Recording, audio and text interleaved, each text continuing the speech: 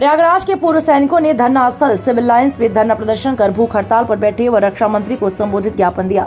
प्रयागराज के पूर्व सैनिक पूर्व सूबेदार श्याम सुंदर सिंह पटेल, संरक्षक वीर सेना ने पूर्व सैनिक कल्याण समिति प्रयागराज के नेतृत्व में सैकड़ों पूर्व सैनिकों व वीर नारियों की उपस्थिति में प्रशासनिक धरना स्थल सिविल लाइंस पत्थर गिरजाघर प्रयागराज में वन रैंक वन पेंशन की विसंगतियां दूर कराने हेतु केंद्रीय पूर्व सैनिक संगठन के निर्देश पर एक दिवसीय धरना प्रदर्शन भूख हड़ताल करने का निर्देश हुआ, जिस पर सभी लोग शांतिपूर्वक प्रातः 10 बजे से शाम 4 बजे तक धरना स्थल पर बैठे रहे।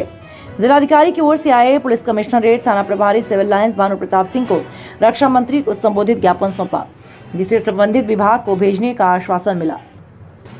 धरना प्रदर्शन के दौरान पूर्व सैनिकों ने नारे लगाए, भारत माता की जय, वंदे मातरम। पूर्व सैनिक आए हैं, नई रोशनी लाए हैं। पूर्व सैनिक की क्या पहचान, सेवा, साहस और सम्मान। पूर्व सैनिक जिंदाबाद, हमारी मांगे पूरी हो के साथ पूर्व सैनिक संगठनों के संरक्षक श्याम सुंदर सिंह पटेल ने कहा, वन रैंक वन पेंशन में लगभग 7 विसंगतियां हैं, जिन्हें दूर करने के लिए 20 फरवरी 23 से पूर्व सैनिक जंतर मंतर दिल्ली में धरना दे रहे हैं। पूरे देश के सभी जनपद के मुख्यालयों पर आज पूर्व सैनिक धरना प्रदर्शन व भूख हड़ताल पर बैठकर अपनी मांगों का ज्ञापन रक्षा मंत्री को संबोधित कर दिया गया, जहां पहले भेजे गए ज्ञापनों का जवाब रक्षा मंत्रालय, वित्त मंत्रालय और प्रधानमंत्री कार्यालय से डाक द्वारा हमें मिला है, जिसमें हमारी मांग की जांच पड़ताल कर आवश्यक कार्यवाही होगी सूचना मिला है, जिससे विश्वास हो रहा है कि हमें एक दिन न्याय अवश्य मिलेगा। हम शांतिपूर्वक अपनी आवाज बुलंद करते रहेंगे, जिस पर सभी ने तालियां बजाकर स्वागत किया। इस अवसर पर पूर्व सैनिकों का उत्साहवर्धन करने के लिए न्यायाधीश कैप्टन DPN सिंह सेवानिवृत्त मंच पर पहुंचकर अपना समर्थन देते हुए पूर्व सैनिकों को कहा कि आप लोगों की मांग जायज है, विसंगतियों पर सरकार को ध्यान देना चाहिए और शीघ्र निर्णय लेकर पूर्व सैनिकों के साथ न्याय हो, जिस पर सभी ने खुशी जाहिर की। प्रयागराज से जिला क्राइम रिपोर्टर नरेंद्र। जो प्रतीकात्मक हड़ताल है ये क्यों रखी गई है? जो लोग बाहर से हैं उनके ज्ञान के लिए कि भारत की सेनाएं हमेशा से अपना अदम्य साहस और पराक्रम दिखाती रही हैं। इसके लिए हम लोगों ने ये नहीं सोचा कि हमें पेमेंट कितना मिलता है, हमने हमेशा देखा कि देश सर्वोपरि है हमारे लिए। हम इसके लिए अपना प्राणोत्सर्ग भी करते हैं, अपना सुप्रीम सेक्रीफाइस भी हम करते हैं।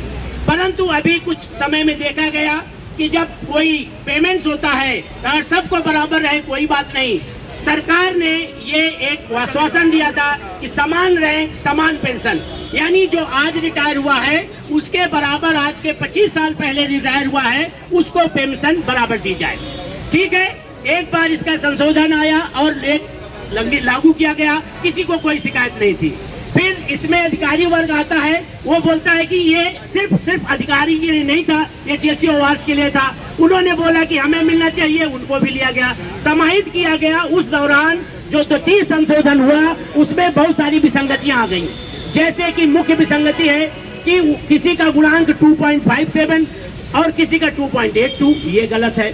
दूसरा विसंगति है कि MSP, जिसको मिलिट्री सर्विस पे बोलते हैं, ये एक तरह से जोखिम भत्ता है। तो जोखिम तो सबको बराबर है, प्राण सबके बराबर है, प्राण की कीमत सबकी है, चाहे वो जवान हो, चाहे JCO हो और चाहे अधिकारी हो। ये उसमें विसंगति है, वो गलत है। अरे वहां तक तो ठीक था। आपने देखा कि जो नर्सिंग ऑफिसर्स होते हैं उनकी 11,000 रखी गई और पूर्व सैनिक जो मर रहा है, जो स्टेनियम से लेकर के गन लेकर के तोप और गोलों के साथ, जहाज के साथ, नेवी के साथ, उसके लिए आपने 5,200, ये कहाँ का है? तीसरी विसंगति क्या है कि ये कोई इसको बोलता है कि नहीं है, कोई बोलता है दैट इज डिसेबिलिटी। अपंगता सबके लिए बराबर है, चाहे अधिकारी अपंग हो तो चाहे आपका सिपाही अपंग हो, उसके साथ विसंगति है, ये अच्छी बात नहीं है। आप सबको बराबर दीजिए। इसी प्रकार आप जो हमारे वीरांगनाएं होती हैं उनके लिए कम, उनके लिए ज्यादा। ये क्यों कम है, क्यों ज्यादा है? अरे मरने के बाद तो भगवान भी किसी का अंतर नहीं करता, वो भी सबको वही देता है 2.5 गज, और इसके बाद हम इतना अंतर क्यों रखें? ये नहीं होना चाहिए। तीसरा, और ये और भी जो क्रम तो मुझे नहीं पता, जो सबसे बड़ी बात ये है, कोई इसका विरोध कर रहा है, हमारे पूर्व सैनिक ही कर रहे हैं, वो गलत है। एक बात मैं कहता हूँ, सपोज आपको यहाँ है और मेरा भाई यहाँ है, मैं यहाँ पे हूँ, मेरा भाई यहाँ है, और आपका इतना बढ़ाया, मेरे भाई का इतना बढ़ा दिया जाए तो मेरा क्या नुकसान? ये गलत है। जबकि ग्रुप 2 और ग्रुप X, ग्रुप Y, ऐसा क्यों? मैं ग्रुप X का हूँ, मुझे नहीं लगता कि अगर मेरा कोई छोटा भाई ग्रुप Y का है और उसको मेरे बराबर पेंशन दी जाए, बिल्कुल मिलनी चाहिए। क्योंकि रिटायरमेंट के बाद न मैं काम कर रहा हूँ और न वो काम कर रहा है। मैं जहाज में काम करता था, मुझे ग्रुप X मिलनी चाहिए, अच्छी बात है। मेरा भाई क्लर्क जीडी है या कोई ऐसी जीडी है हमारे ट्रेड में, तो वो नीचे काम करता था, ठीक है, वो कम पास कर गया था, हाई स्कूल पास था, मैं डिप्लोमा होल्डर था, मुझे पेंशन ज्यादा मिली। आज उसको पेंशन क्यों कम मिले? मेरे भाई है, मेरा बंधु है, उसकी भी जरूरतें मेरे बराबर हैं, अतः उसको भी pension group X group Y में न करके एक ही टेबल बनाई जाए, टेबल संख्या 8, टेबल संख्या 7 बनाई गई है 2016 से पहले वालों के लिए। इसके रखा क्या भैया, 2016 से पहले क्या किसी का नुकसान किया है? 2018 के बाद वालों के बराबर क्यों ना हमको दिया जाए? आप मेन विसंगति को ही आप चैलेंज कर रहे हैं, जबकि ये था कि आज के बराबर दिया जाएगा, तो आज हमको फिर आपके कल में खड़ा कर रहे हैं, ये भी गलत बात है। तो मेरा तो मुख्य मुद्दा है कि जो टेबल 7 है उसकी जगह में टेबल 8 कर दिया जाए, बहुत सारी विसंगतियां कम हो जाए। हमारा जेसीओ का जो बनता है अधिकारी, कमीशन अफसर का हमेशा पेमेंट हमेशा लोअर रैंक के, दैट इज आपका आर्मी का है तो कैप्टन के रैंक या एक्टिंग सब लेफ्टिनेंट के बराबर, हमारे फ्लाइंग अफसर के से ज्यादा होता था। आज हमारे ऑनरेरी अफसर की पेमेंट कम कर दी गई है, क्यों? ऑनरेरी अफसर की पेमेंट ज्यादा ही होनी चाहिए। ये विसंगति आई, अगर मूल में जाए तो इसलिए आई क्योंकि पहले अगर सब लोग पूरे बुजुर्ग बैठे हैं, टीए जब अनाउंस होता था तो परसेंटेज में होता था, जेसीओ वार्ड्स के लिए अगर 3% है तो उनके लिए 1% होता था। ये मैं नेशनल एक सर्विसमैन कोऑर्डिनेशन कमेटी का इलाहाबाद यूनिट का वाइस प्रेसिडेंट हूँ। आज यहाँ पर हम लोग भूख हड़ताल पर बैठे हुए हैं। वो इसलिए बैठे हुए हैं कि सरकार ने 2014 में हमसे वादा किया कि हम आपको 1 रैंक 1 पेंशन देंगे।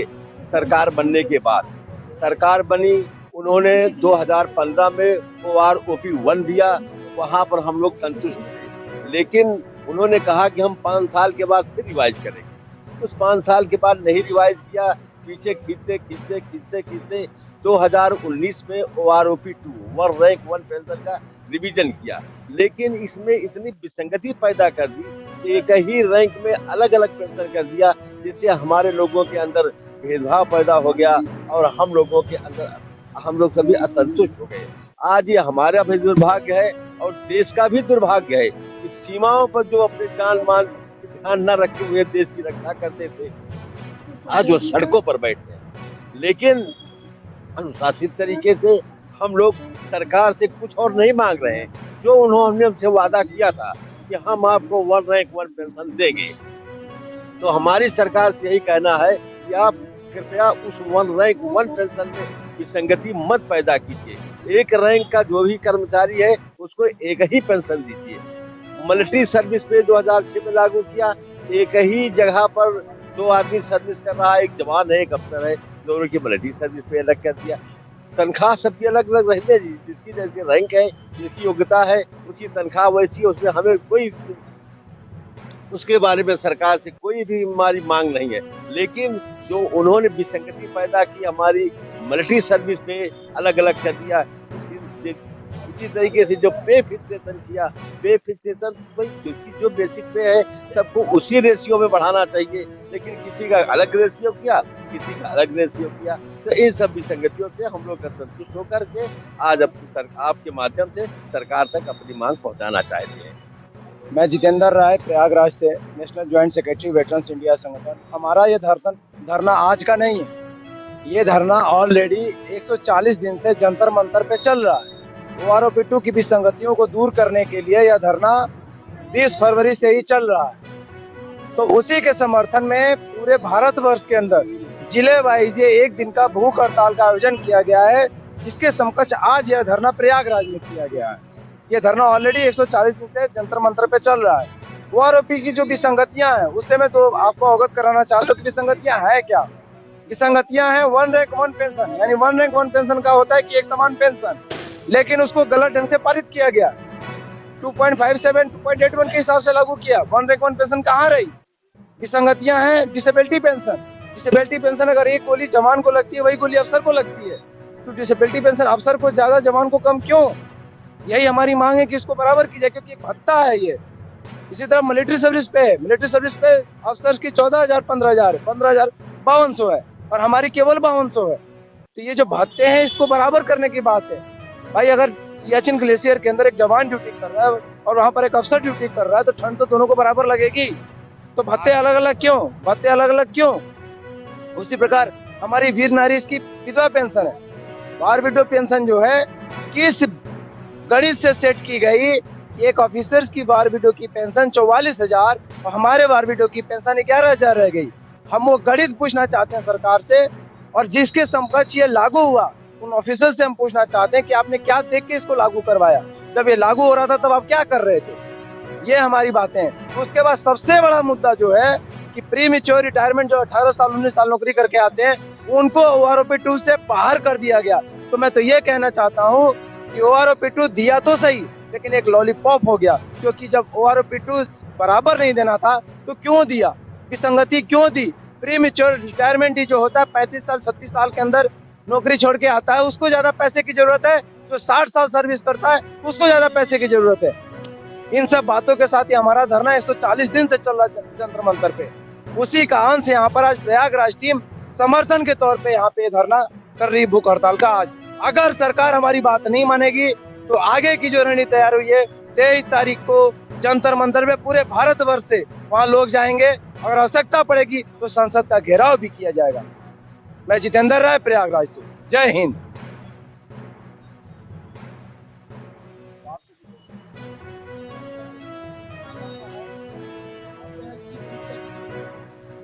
आप सब लोगों को यह जानकारी दे रहा हूं कि हमारे पूर्व सैनिकों का 1 रैंक 1 पेंशन की जो 20 जनवरी 2023 को लेटर जारी हुआ, उसमें बहुत सारी विसंगतियां हैं, जिसको दूर कराने के लिए 20 फरवरी से हमारे पूर्व सैनिक जंतर मंतर में धरना दे रहे हैं।